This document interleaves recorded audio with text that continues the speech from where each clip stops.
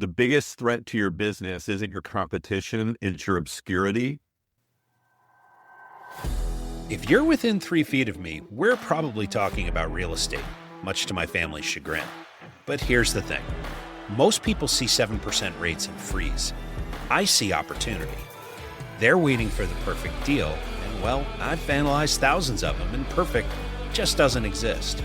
So I talk to operators across every asset class, flippers, multifamily syndicators, note investors, and whatever else is working. No sales pitches allowed, just real lessons from people actually doing it. I'm Ed Matthews, and this is Real Estate Underground. Greetings and salutations, Real Estate Undergrounders. It is Ed Matthews with the Real Estate Underground. Thank you so much for joining us today. I'm grateful that you're making us a part of your day. With me today is Claude Lehman of Lehman Strategic Partners. He is based in one of my favorite parts of the world, Ocala, Florida. And so, Claude, welcome to the show, and it's really good to see you. Yeah, man, I really appreciate it. Thanks for having me on. I'm excited. Absolutely. So for those folks who haven't discovered you yet, why don't you tell us a little bit about who you are and what you do for a living? Sure. As you mentioned, my name's Claude Lehman, and my most recent venture is Lehman Strategic Partners. I started my career in accounting. I actually went to work at Arthur Andersen forever and ever ago, and then meandered my way into real estate about 20 years ago. When I went to work for Pulte Homes, I was the controller for the Ocala division. That's what brought me here. And I went from there to a couple other interesting stops and started my own real estate business in 2009. What an amazing time to be in real estate. And then I started my own business, and I wanted to share that I also am a real estate investor. I'm mostly in single family. I had a quad for a while. I have a couple of commercial buildings. And so I certainly relate to you and your listeners on that side, although I'm interested to discuss or hear more from you on the multifamily side. That's it. So now I'm Lehman Strategic Partners. I work with real estate agents to help them develop and implement marketing strategies. One of the things you don't learn when you're getting your license is how to grow your business. And over the course of the last 20 years, I've learned a thing or two, some doing some right things, and most of it doing some wrong things. But all of it I try to bring to bear for my clients. And then there's the component of AI, the kind of latest thing. But for me, I dove deep into it about 18 months ago. And honestly, I think the reason it appeals to me so much is I love finding shortcuts. And I don't like cutting corners, but I like finding shortcuts. And so to me, there's just such a component of acceleration of your creativity, acceleration of learning, acceleration of it's just an enhancement of everything that you bring to the table. And so I've enjoyed it, and I really enjoy teaching others how to implement it into their businesses. Yeah, it's interesting that whether you were an investor, a broker, agent, whatever, I have this mentor, his name's Charlie Dobbins. And so he's one of the people that taught me how to do multifamily syndication, right? Years ago. And one of the first things he ever said to me was, and I vividly remember it because it hit me between the eyes, like, of course it is that when you're in real estate, you are in the marketing business, right? And most people think customer service, arithmetic, whatever, and all those are true. But the fact is that nothing happens unless people know you exist, right? Can I tell you, so that dovetails into one of the things that I read that has stuck with me forever, which is the biggest threat to your business isn't your competition, it's your obscurity. That just nailed me right between the eyes because, as I shared, I come from accounting.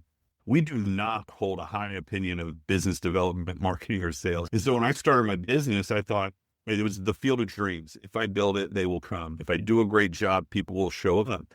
And about 6 years into doing this, I finally realized that's not how you build a scalable business. And so I've spent the last maybe 8 or 10 years, my whole being is really committed to business development. I've come to really love it, which is just ironic because I really was skeptical of it when I started my business. So yeah, that's huge, is you've got to be known. But I would also argue that not only is real estate sales, I think our marketing, sales, persuasion, everything in life, no matter what you do, whether you're persuading a customer, that's the more direct thing when we think of marketing and sales and persuasion. But you have a boss or you have a client or you have a coworker or you have a spouse or you have kids. It's so important that your message be crafted in the right manner to reach your audience. That's marketing, but it's also communication. So anyways, I've come to feel that everything has a degree of marketing and sales as the component. Yeah. The fact is that, especially with the internet and now with AI, marketing, creating that awareness, as you were alluding to, it smooths out your business, right? I mean, Absolutely. it takes the ebbs and flows out of your business, because if you're consistent with your marketing, you're consistent with creating awareness, which drives your pipeline, which hopefully even if you're not a competent salesperson, let's see, an average salesperson's going to close, I don't know, 25, 30, 35% of the opportunities that come across their desk. Even if you're closing 10%, if you recognize that sales is your weakness, that's fine. You can either hire somebody or you market more to create more opportunities. It's one of the two. Exactly. That's exactly right. Yeah. And And most people would, sorry. oh, please. The other thing that you mentioned was AI and technology. And as a fellow geek, right? I'm a nerd. If you talk to my kids, they may even say I'm a full-blown dork, which is fine because they're not wrong. But I don't view technology as a cheat code necessarily. I don't think you're cheating. I think what it does it's a force multiplier, right? Yeah. It allows you to do a lot with a little bit of resources. Now, go ahead.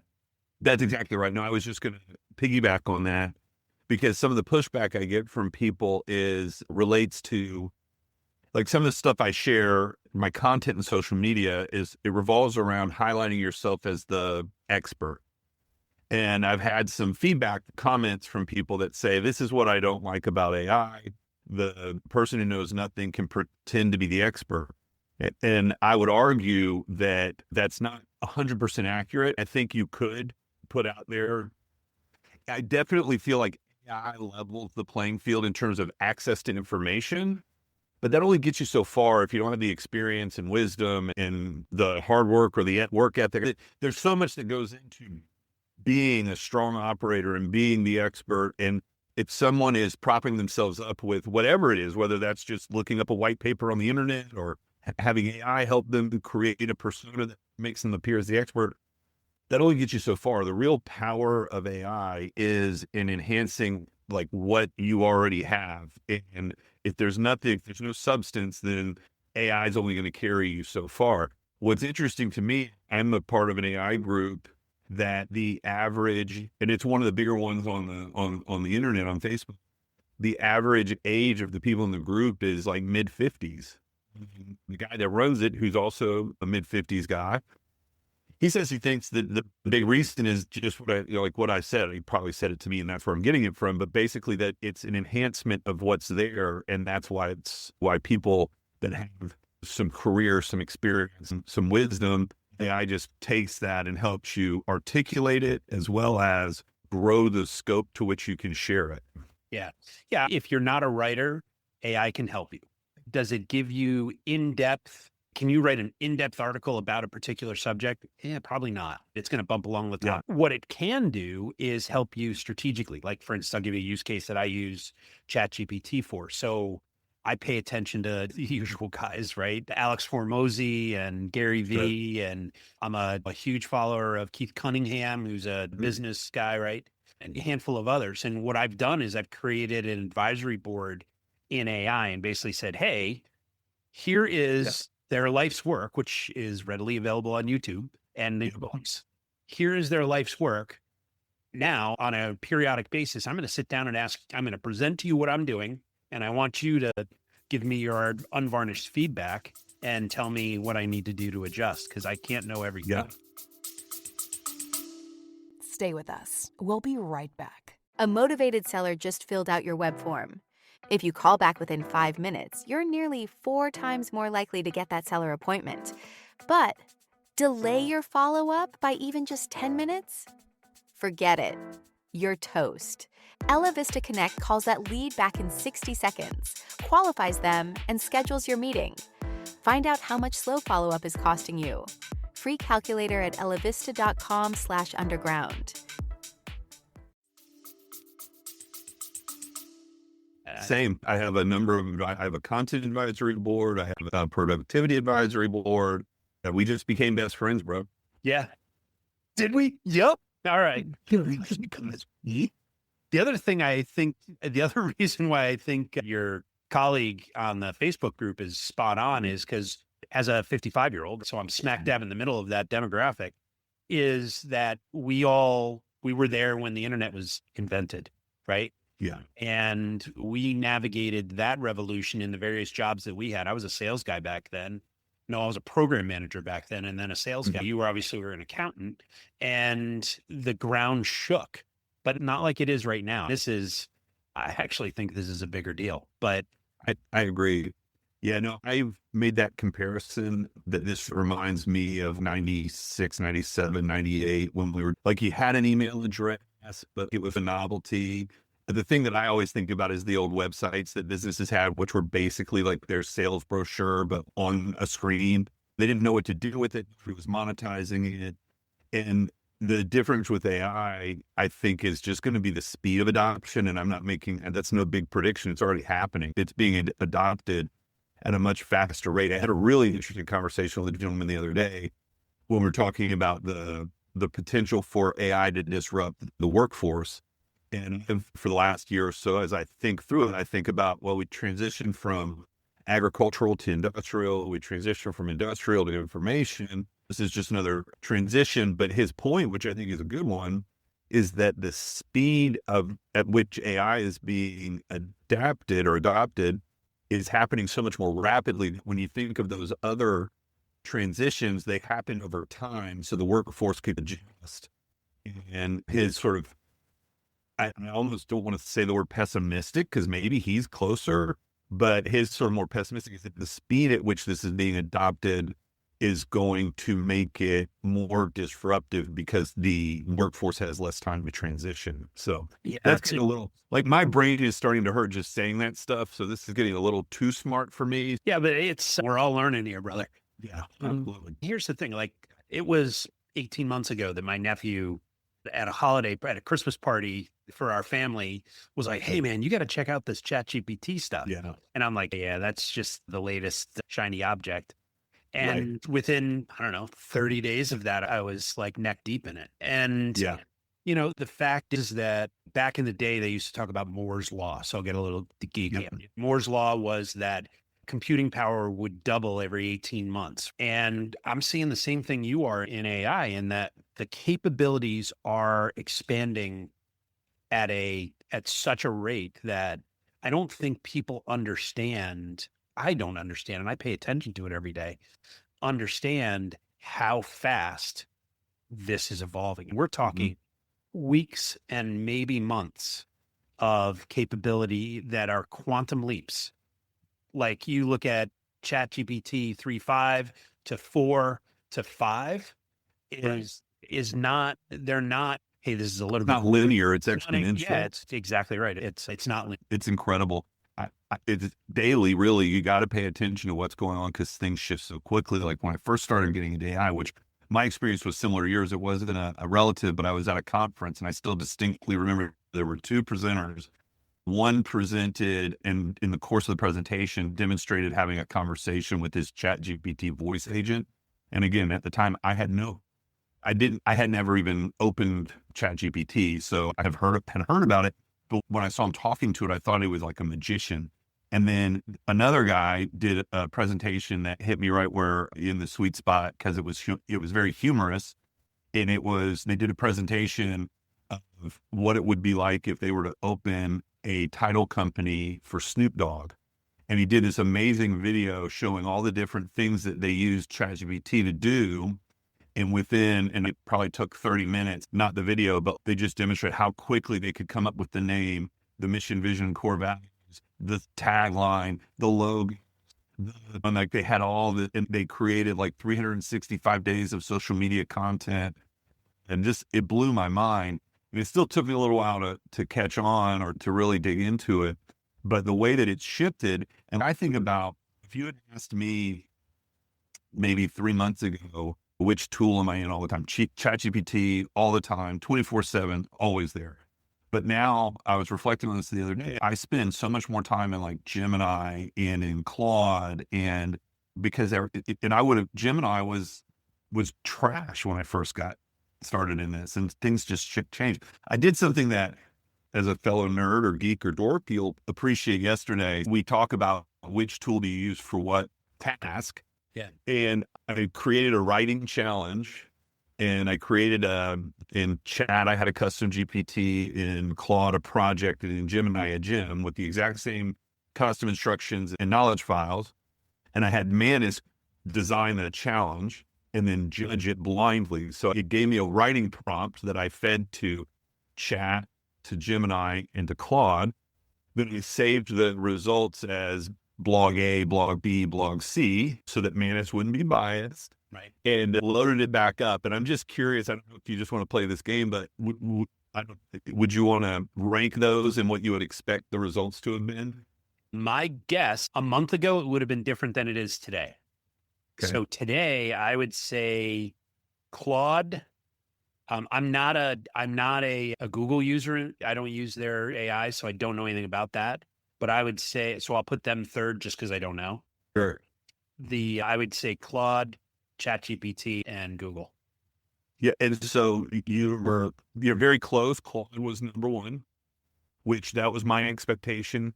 What I was surprised by was how well Gemini performed. So the way it scored it on like a 50-point scoring system with how closely did it match my voice, because I gave it a voice, like a style snippet. Yep. How closely did it, whatever, 50 points. And Claude was 46 out of 50, but Gemini was 40 out of 50, and Chat was maybe 36 or whatever. Super non-scientific. This is just a redneck in Ocala, Florida messing around.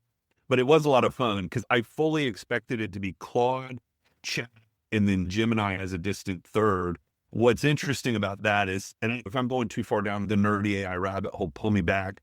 But one of the limitations, so you will relate to this, so you automate it through N8N. One of the limitations with some of the automations and some of the AI tools is that you can't use an API call to use a Claude project.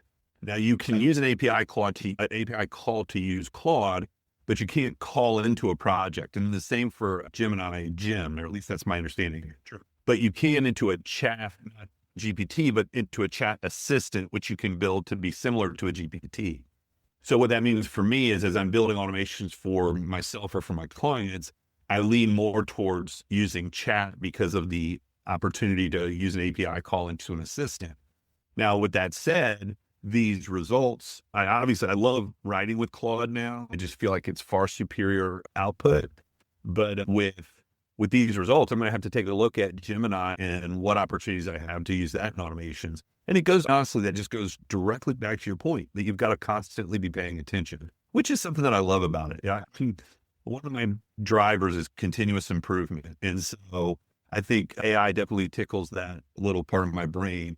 The other thing it does, and sorry, I'm lecturing, but I'll just finish this thought.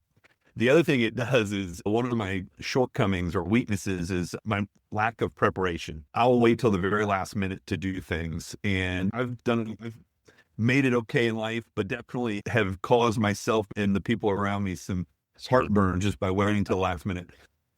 AI supports that so well. I had the opportunity to present to this really large Facebook group, and my presentation was at 1, and at 12:56, I finished my Gamma presentation, and I was sweating bullets, but I say I nailed it. I made it on time. I don't know how well, you'd have to ask someone else how good the presentation was. But anyways, I find that every day I'm asking myself, is it helping me or hurting me in this regard? Because I just don't sweat that much. I'm like, I can produce a thing in 2 seconds with my eyes. I think it's like a muscle, right? If you use it to write, then your writing skills will atrophy. If you use it to strategize, your strategic thinking will atrophy. And I think the secret is it's a tool, not a crutch, right? Yes. And it's becoming a better and better tool, right? Sure. So one of the things that I'll do is you get writer's block, right? And so I have what I call basically a brand voice, which describes, I gave it probably similar to what you did. I gave it pretty much everything I've ever written over the last 20, 30 years. And it's stuff that I had, right? And just to give it an idea of, okay, here's how Ed writes. Here's the phrases he tends to use, all that stuff. That's awesome. And it's really cool. And so when I say, hey, write me an outline for this article, it thinks the way I think pretty much, probably 80%. Yeah. And 80% is great because that's all I need to bust through any sort of writer's block that I have. And then it's off we go to the keyboard. But what I would say to the idea of it being like a muscle and then leading to atrophy is, I think if you cede those things over to AI, meaning you give it up completely and just say, you write this, you strategize this. But for me, I find it to be more of, maybe you think of it as the spotter at the gym. If we're going to keep on the muscle analogy, it's there to lift me up. So for my blog writing, I love writing these blogs, but 2 years ago, I wasn't writing at all because I just don't have the attention span or the discipline to sit down and write and proofread and like all the things that you really need to do to produce a nice piece of writing. Yep. And with AI, what I can do is take what's in my head, which I have some decent ideas, express them. But what I do, and I have the same thing, I've got a Claude project that captures my voice. I don't just go in there though and say, hey, write me an article about real estate strategy or working with first-time home buyers or whatever the topic is. I'll go in and I'll say, this is what I want to write about. Here are my thoughts on it. Here's my experience with it. Here's what I would say if I were speaking to someone about it. And that takes me a few minutes, but it's a heck of a lot shorter than the 3 hours it would probably take me to write a blog. at least. And then I read over what it creates and I push back. One of the things that it drives me crazy is when it puts in there, I was just talking to, or like an agent the other day about X, Y, or Z. And I'm like, no fake case studies, no fake examples, no fake conversation. But I always want to be on the lookout for that. And then also any statistics. I try to run it through Perplexity if it throws any statistics in there to kind of fact check those things. But yeah, you've got to do that because it does absolutely hallucinate. And I'm fine with it writing the fake case studies because then that's just a placeholder for me to go in. I rip that out and go, okay, here's a good place to put a real one. Yeah, definitely. That's a good practice. Yeah. In terms of how your clients are using AI, right? Or I'm sorry, real estate brokers, not exactly the most tech savvy group of people I've ever met. Some are, but most of them they're hustlers, right? They're world-class salespeople. They're world-class customer service people. They're world-class business people in terms of being able to figure out, is this the right deal for my client? But tech is really not their thing usually. Sure. So how are you working with these clients? What do you do to make their lives a little easier? Yeah, it's interesting because you nailed it. They're tech curious, and obviously not everybody's the same, but the vast majority, that's not their strong suit. They want to be out there talking with people, shaking hands, kissing babies, making deals. Right. So what I try and demonstrate to them and then implement for them are all the ways they can take the things that keep them from being out there doing those things, take those away, strip away the admin, strip away the content creation's a big one. They all feel like I need to be on social media, but it's such a pain in the butt. Things of that nature, I like to demonstrate for them and then implement for them ways that AI can help them with that. So I'll help them build simple tools. I'm not building like crazy automations or anything like that. I'm more just building simple GPTs or even just prompts to help them with their day-to-day tasks. So I think everybody's entry point on the real estate side into using GPT is to create their listing descriptions. Yeah. That was the very first thing that I used before. I always used to joke that my listing descriptions were house pretty, you buy. And it really helped flesh that out. And so that's a starting point, but I like to demonstrate to them all the different ways that it can help them with administrative tasks like transaction coordination, and you can have it help you with your follow-ups, helping with the hiring or streamlining your processes. That's a big one for me. I preach a framework that I was taught, which is eliminate, automate, and delegate. And it starts with documenting your processes and then running those processes through that framework. And documenting your process is a huge pain in the butt. But man, AI makes it so easy. You fire up Loom, you record yourself doing whatever task it is that you need to document. You take the transcript, you put it into AI, and I have a custom GPT that specifically helps them build SOPs, standard operating procedures, that then we run through the eliminate, automate, delegate. And the other thing I tell them, this is true for any business owner, and this is what I learned the hard way. The thing that keeps us trapped in our business is the lack of process. You cannot delegate. You cannot free yourself from your keyboard if you don't have process. But no, I think a lack of systems and process leads to inconsistent customer delivery, just all kinds of headaches. And so, Bunch of and stress. as someone who was loath to document my processes, I hated it. It's boring and it would, but now I live by it. It's one of the first places we start. So that's, for me, my big thing when I start working with somebody is I want to give them some quick wins, because some of the things that we do take a little bit of time. And I think we realtors, and I'm putting myself in this boat, are famous for is not having the best stick-to-itiveness deal on things. We stick to deals, but initiatives are a little bit more fluid. And so I like to give them some quick wins by just implementing something in their business that helps them. Like one of the cool tools that's super helpful is Google NotebookLM.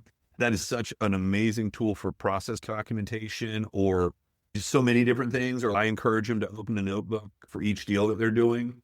You can start, let's say you have a listing appointment. Okay, we'll pull the property appraiser's data, any past MLSs, the Zillow information on the thing, realtor, everything you can find. Throw it into a notebook LM. I even encourage them to go out and see if you can find the owner's LinkedIn or Facebook and put that into the notebook, because then it can help inform how best will this person hear what I have to say. And so things like that. I mentioned Gamma earlier. Obviously, one of the things that agents will do is presentations, listing presentations or buyer presentations. Dude, Gamma is the coolest app. And like earlier today, okay, I have a client I'm working with and he uses Follow Up Boss for his CRM. Yep. And so I used AI to design 3 drip campaigns for his 3 different ideal client profiles. And so I sent that to him and he asked, now what do I do with these? To be fair, I was going to have a call with him to go do it, but I said, in Follow Up Boss, that's going to be a smart action to set up a drip campaign. But I will just, he's technologically challenged. So I went to Gamma and I used the one line. Have you ever worked with Gamma? Yeah. Yeah. So they have the create a presentation from a 1-line prompt. And I literally wrote, create a presentation for a very technologically challenged realtor on how to create smart actions in Follow Up Boss.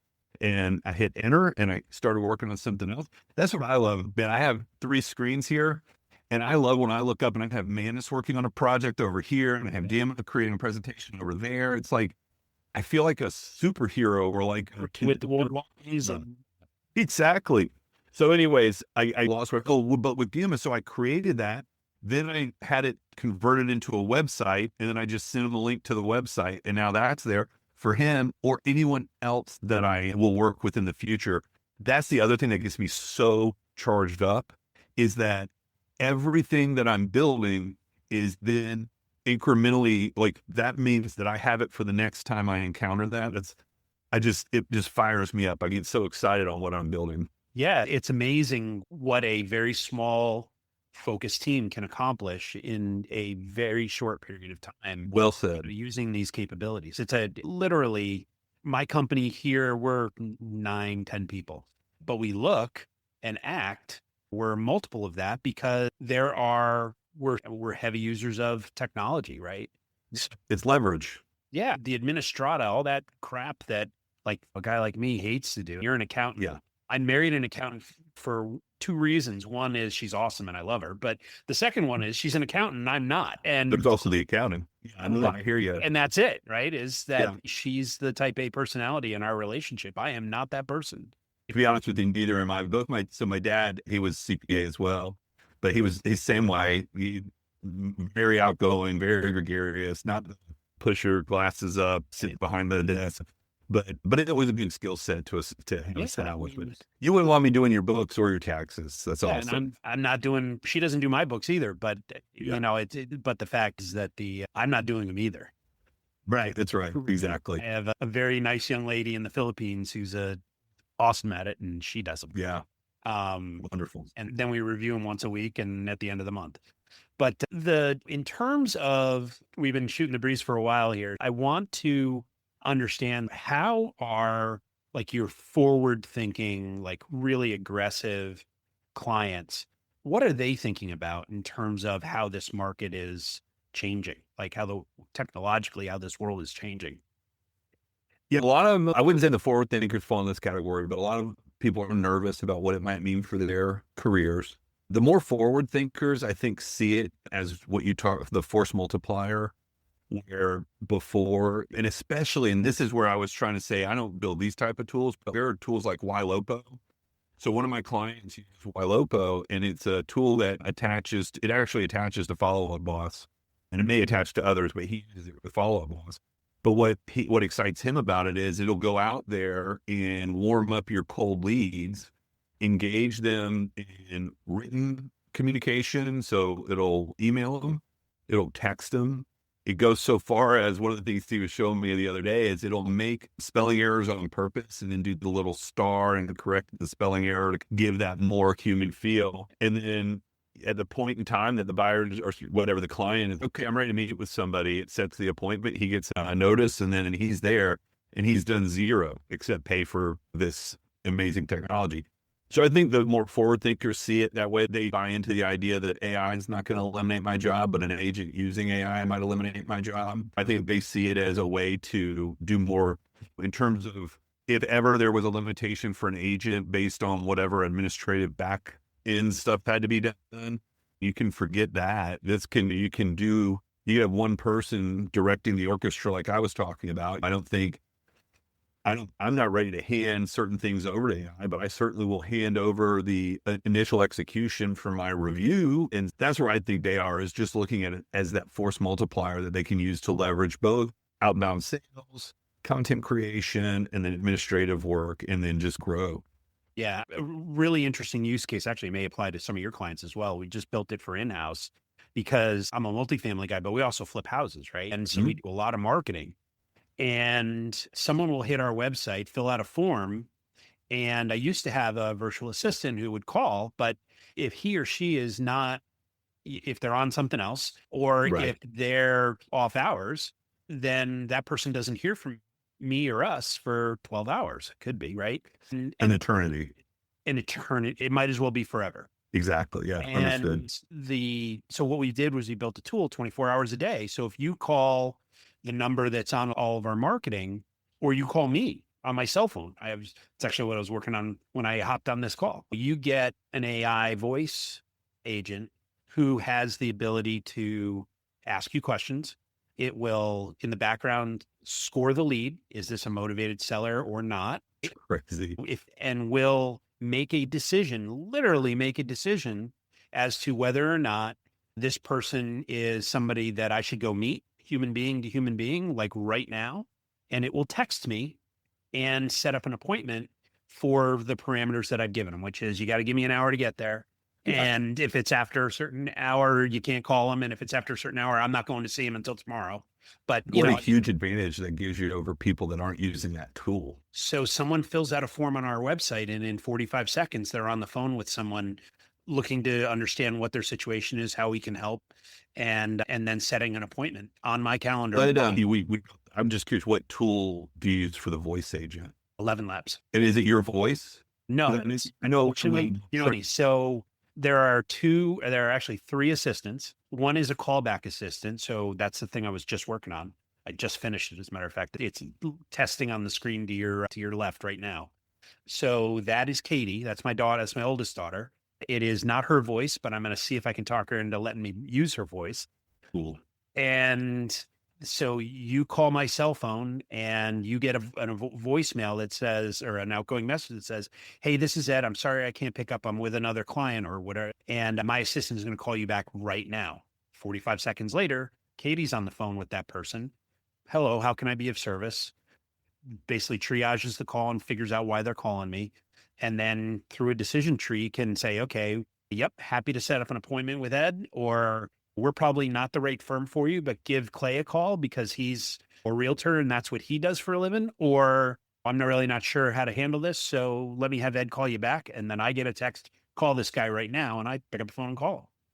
That's incredible. How is there like any kind of a delay in between? Wow, that is amazing. We disclose that it's AI because I think ethically you need to, but yeah, that's good. But honestly, I showed this to my wife and I'm like, do you know this voice? She goes, no, who is that? I said, it's an effing computer.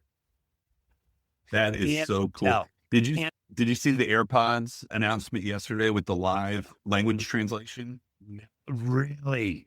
Dude, it's so cool. Now, I think that it was a real demo, but it was a video. But basically, the idea is you're wearing your AirPods. It translates it. There's a slight delay between the person talking to you and then translation. Then you speak in your native language and then hold up your phone and it translates what you're saying into their language so that they can read it. And like in my title company and here in Central Florida, we have a large Spanish speaking population. And unfortunately, I don't have any Spanish speakers in the office. And when I looked at that, I was like, not that I need a big excuse to buy a new tech toy, but I was like, man, we need that for the office. So that's the other incredible thing that we built into. So it's Katie and Maggie, my two daughters. So Katie is the outbound agent. Maggie is the inbound agent. Katie is the receptionist and Maggie's the outbound agent. And both of them have the ability to speak Spanish on the fly. They can detect if the person is English as a second language and will ask, would it be better to speak in a different language? What would you prefer? And then it has the ability to speak in Spanish, Portuguese, Polish, and Italian, which are the four. Yeah, I was going to say probably almost any language. Yeah, the list is. So if I call and I say, hey, I speak Klingon, maybe it'll. I think that one might be a stretch, but not getting there. I mean, you can pick Afrikaans. I have to mess with that. I haven't messed a lot with voice agents. I know I use Go High Level and they have some voice agent capabilities in there. I can't wait. I have to keep focused or I'm sure you can relate. Yeah. For me, it's not really a shiny object because I'm solving a problem, right? Oh, no, it's an investment. 100%. No, I get it. There's certainly shiny object stuff. I messed with a whole bunch of stuff to learn how to do this, but the fact is that there's a business problem where, hey, somebody filled out a form and stats are, Harvard did a study, 391% more likely to close a meeting, which is the first conversation, if you call them within the first 5 minutes. And every minute after that, it's tens of percentage points falling off until you get to 10 minutes where it's zippity-doo-dah chance of getting them to, because they've already. Absolutely. 100% the same for real estate. So it'll be an arrow in the quiver for me at some point. Yeah. If I can help, I'm happy to share. Yeah. All right. And the next layer of this is outbound calling. Absolutely. Which I think that's Maggie in my world. Yeah. And she's not where I need her to be yet, but we'll get her there. Come on, Maggie. Yeah. Come on. She's better at being a high school senior and playing softball. So we'll let her do that. I do love the way you're honoring your daughters. I wonder how they feel about it, but so they don't know. Actually, I haven't told them. I think my wife, Patricia, is my in-office assistant. Oh, that's cool either. She might now, but she doesn't know. That's funny. So let's move forward. I'm going to skip over the lightning round because frankly, I think this has been way more valuable. So thank you for all of your wisdom. But if people want to learn more about you or about Lehman Strategic Partners, what's the best way to get in touch? So I'm most active on Facebook. So, it's just Clay Lehman on Facebook, or I have a Facebook group for AI curious real estate professionals. Okay. That's been a lot of fun. I ran a report recently and saw that I have members in the group from 65 countries, which for a joke, but for a redneck from Ocala, that's pretty cool. Really cool. Unstuck AI for real estate will get you there. And then the other thing is my website. So it's just www.imclaylehman.com. Okay. I write 2 blogs a week. Spoiler alert, I write them with Claude. I share wisdom around or implementation ideas for AI or just general business wisdom or real estate. But a note, since we picked up on the Step Brothers, did we just become best friends? Right. So when I registered my URL as I'm Clay Lehman, I wanted it to have a question mark at the end, like an anchorman when he said, I'm Ron Bergen. Yeah, exactly. But they wouldn't allow the question mark. So it's just imclaylehman.com. Okay, fair enough. So Clay, when you're not talking real estate or AI, what else do you like to do? Well, I have 4 kids, although 3 are getting on to the grown side. I have 3 older boys. My oldest will be 22 next week, which I can't bring myself to refer to them as young men yet, even though they're really great. And I have twin 19-year-old boys. They just started their own business and they are just killing it. So their work ethic impresses me. I'm not trying to go off on a tangent, but it is one of the things I love to do. I love developing businesses. So they started a They call it Lehman Property Services. And I'm helping them with all their marketing and business development. And we talk all the time about tactics. Like this morning, my son was going to a neighborhood and he's like, oh man, I just had this one pressure washing job. I said, well, next time you should go on to next door and say, hey, 2 days from now, I'm going to be in Lemonwood. Anybody that wants pressure washing, I have 5 slots left or whatever. I just let them, trading ideas. I have a 12-year-old daughter. We like to build this may ruin all of my credibility with your audience, but I enjoy professional wrestling. So we're going to Orlando in a couple weeks to SmackDown. She's my little wrestling buddy. It's fun. And I like to boat, fish, and do all the kind of Central Florida things. I've retired from golf because I was terrible. I never practiced. I don't know what I expected. And then my wife and I, 27 years, crazy. We've been married and we enjoy traveling. But honestly, I'm not trying to, whatever, this isn't a flex.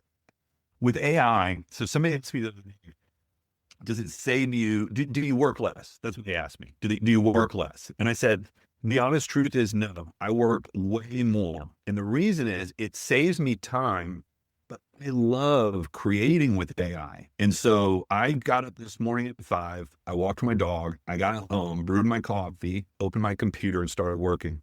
When I get home tonight, I'm going to sit down and we're going to watch some TV, but I'll probably have my phone or my computer and I'll be doing some deep research, Gemini, or I'll be building a GPT, or I'll be working on something for a client. I haven't done this since I first started my career, but it's just, I'm enjoying it so much. So I'm not, all I do is work and all I do is this and that, but it's so much fun. I can't put it down. Yeah. No problem, man. Yeah. I'm addicted too. I'm right there with you, man. I'm the same way, right? It's not that I'm working less. It's that I'm accomplishing more, way more. Right. Yeah. That's exactly 100%. It's hard to put down. This is a little bit probably hyperbole or whatever, but I can get a little anxious. Man, what could I be doing right if I'm working? So it's definitely a double-edged sword. Yeah. Excellent. Hey, Clay, thank you so much for your time today. I really enjoyed this conversation. Yeah, me too. Thank you. And I'm looking forward, since we are best friends now, we're going to have to keep in touch. So hang out. All right. I would love that. Yeah, absolutely. Clay Lehman, thank you so much. Appreciate it. Thank you. This has been the Real Estate Underground. Don't forget to subscribe. It helps us grow. Until next time, Undergrounders, remember your real estate journey begins with a simple step forward. Now get to it. Bye for now.